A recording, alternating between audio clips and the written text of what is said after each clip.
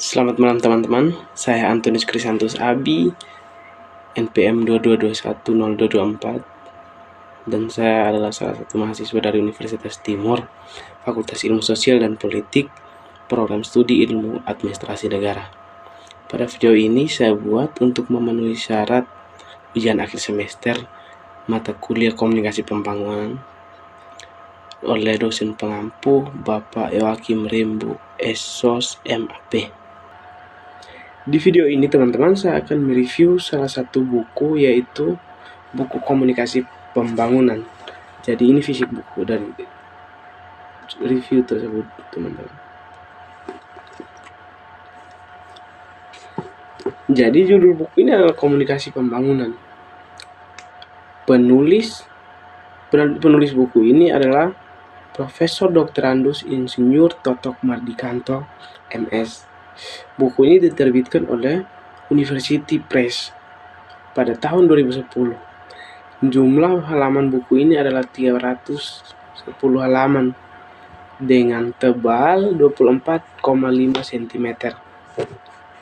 Jadi, buku Komunikasi Pembangunan karya Profesor Dr. Insinyur Totok Mardikanto ini adalah karya yang berfokus pada pemahaman mendalam tentang peran komunikasi dalam mendukung pembangunan masyarakat. Buku ini terdiri dari 13 bab yang mencakup berbagai aspek komunikasi pembangunan, mulai dari pengantar konsep hingga tren masa depan. Berikut adalah ringkasan dan ulasan dari setiap bab.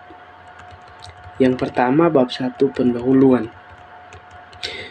Bab ini menjelaskan dasar-dasar komunikasi pembangunan sebagai bagian integral dari proses pembangunan masyarakat.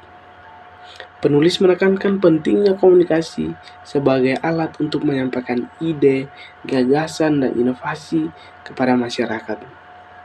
Komunikasi tidak hanya bersifat informatif, tetapi juga persuasif, menciptakan kesadaran, dan menggerakkan masyarakat menuju perubahan. Ditekankan pula bahwa komunikasi pembangunan bertujuan untuk menciptakan perubahan perilaku yang mendukung pembangunan berkelanjutan. Penulis juga menekankan ruang lingkup buku ini yang mencakup teori, konsep, strategi, hingga masalah praktis dalam komunikasi pembangunan.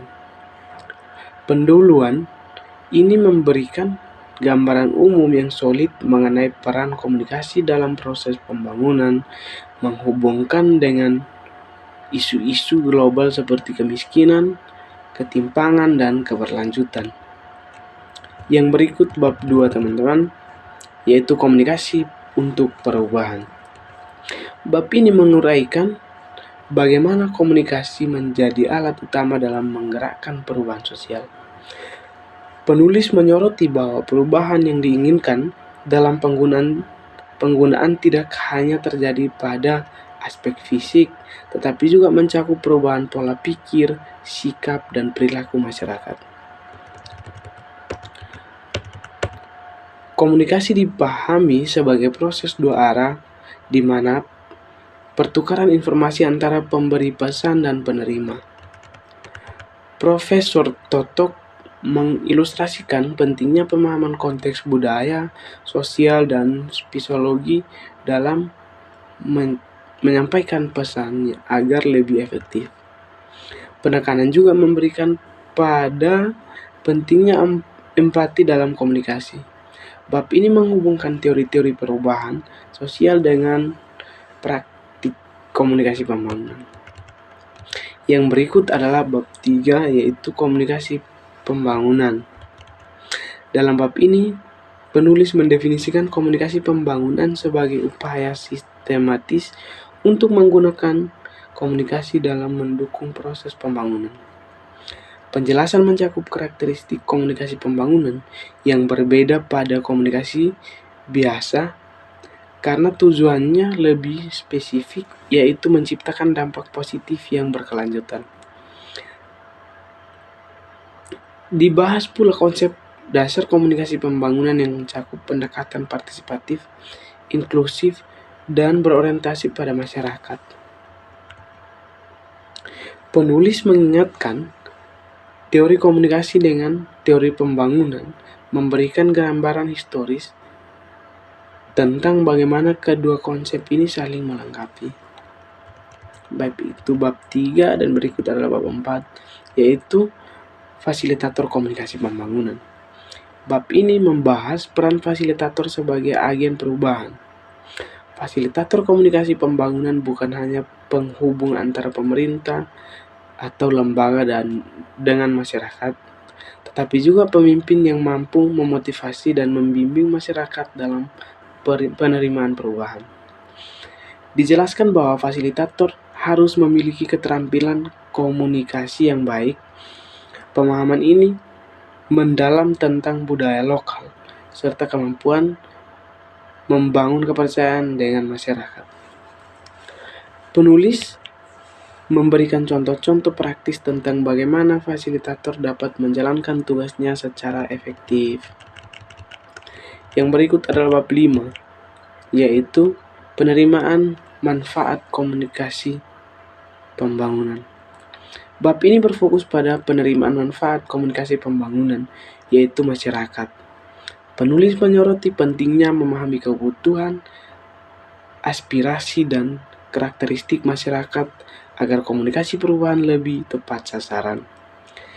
Pendekatan partisipatif menjadi sorotan utama, di mana masyarakat tidak hanya sebagai penerima pasif, tetapi juga sebagai subjek aktif dalam proses pembangunan. Bab ini memberikan analisis tentang berbagai kelompok masyarakat berdasarkan usia, pendidikan, budaya, dan kondisi sosial ekonomi, serta bagaimana pendekatan komunikasi harus sesuai dengan setiap kelompok tersebut. Yang berikut adalah bab 6, yaitu inovasi.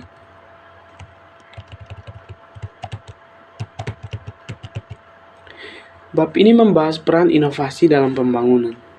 Inovasi tidak hanya berupa teknologi, tetapi juga metode, sistem, atau ide baru yang dapat meningkatkan kualitas hidup masyarakat. Penulis menjelaskan bagaimana inovasi dapat diterima atau ditolak oleh masyarakat tergantung pada relevansi, kompleksitas, dan manfaatnya. Ditekankan pula bahwa inovasi harus disosialisasikan dengan cara yang jelas dan mudah dipahami. Fasilitator dan agen perubahan memegang peran penting dalam memastikan inovasi diterima secara positif. Yang berikut adalah bab 7, yaitu saluran media atau komunikasi pembangunan. Bab ini mengulas berbagai saluran atau media yang dapat digunakan dalam komunikasi pembangunan. Media tradisional seperti seni budaya lokal disandingkan dengan media modern seperti radio, televisi, dan internet. Penulis menekankan pentingnya media yang sesuai dengan karakteristik masyarakat sasaran. Selain itu, disoroti pula peran media interaktif dalam meningkatkan partisipasi masyarakat. Bab ini memberikan panduan praktik untuk mengoptimalkan penggunaan media dalam berbagai konteks pembangunan. Yang berikut bab 8, yaitu adopsi dan difusi inovasi. Bab ini menjelaskan teori adopsi dan difusi inovasi yang dikembangkan oleh Everett Rogers. Penulis menerapkan bagaimana inovasi menyebar di masyarakat, dimulai dari kelompok inovator sehingga menyoroti awal dan akhir. Dibahas pula faktor-faktor yang mempengaruhi proses adopsi seperti karakteristik inovasi, saluran komunikasi, dan kondisi sosial masyarakat. Bab ini memberikan wawasan tentang bagaimana memastikan inovasi diterima secara luas. Yang berikut bab 9, teman-teman, yaitu pengembangan partisipasi masyarakat. Bab ini menyoroti pentingnya partisipasi masyarakat dalam setiap tahap pembangunan. Partisipasi tidak hanya menciptakan rasa memiliki, tetapi juga meningkatkan keberlanjutan program pembangunan. Penulis membahas berbagai pendekatan untuk mendorong partisipasi, seperti pemberdayaan masyarakat dan penggunaan kapasitas lokal. Bab ini memberikan contoh-contoh nyata tentang bagaimana meningkatkan keterlibatan masyarakat dalam program pembangunan. Yang berikut adalah bab 10, teman-teman, yaitu masalah-masalah komunikasi pembangunan. Bab ini membahas bagaimana tantangan yang dihadapi dalam komunikasi pembangunan, seperti hambatan budaya, kurangnya sumber daya, dan resistensi terhadap perubahan. Penulis menawarkan solusi praktis untuk mengatasi hambatan tersebut, seperti meningkatkan kompetensi fasilitator dan menggunakan pendekatan komunikasi yang lebih inklusif. Bab ini memberikan panduan untuk menghadapi tantangan dalam situasi nyata. Yang berikut bab 11, yaitu pendekatan dan strategi komunikasi pembangunan.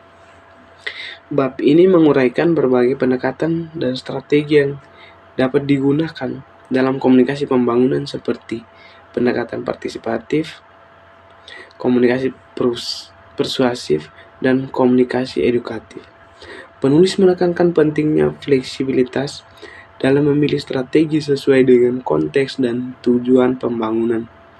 Bab ini memberikan panduan langkah-langkah strategi yang dapat diterapkan oleh praktisi komunikasi. Yang berikut bab 12, yaitu mengefektifkan komunikasi pembangunan.